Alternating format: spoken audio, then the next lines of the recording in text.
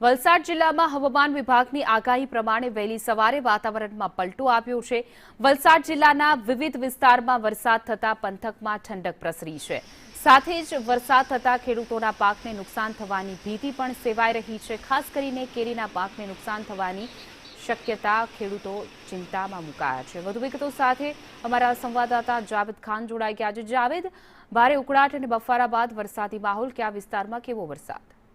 હજી વલસાડ શહેર અને વલસાડ તાલુકાના આજુબાજુના વિસ્તારમાં વહેલી સવારે વાતાવરણમાં પલટાવ્યો હતો। હવામાન વિભાગની આગાહી અને લઈને વલસાડ સહિત અનેક વિસ્તારોમાં જ્યારે વરસાદ પડ્યો ત્યારે વલસાડમાં પણ આ પ્રકારનો વરસાદ સવારે પડ્યો હતો, જેના કારણે જે છે સમગ્ર વિસ્તારમાં ઠંડક પ્રસરી હતી।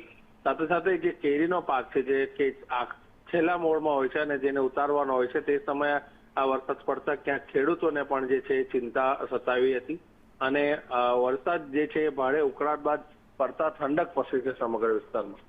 જી જાવેદ, સમગ્ર માહિતી બદલ આપનો આભાર। વલસાડ સહિત રાજ્યભરના 45 જેટલા તાલુકાઓ છે કે જ્યાં વરસાદી માહોલ જોવા મળી રહ્યો છે। વલસાડના દ્રશ્યો કે જ્યાં વહેલી સવારથી વાદળછાયા વાતાવરણ બાદ વરસાદ વરસ્યો હતો।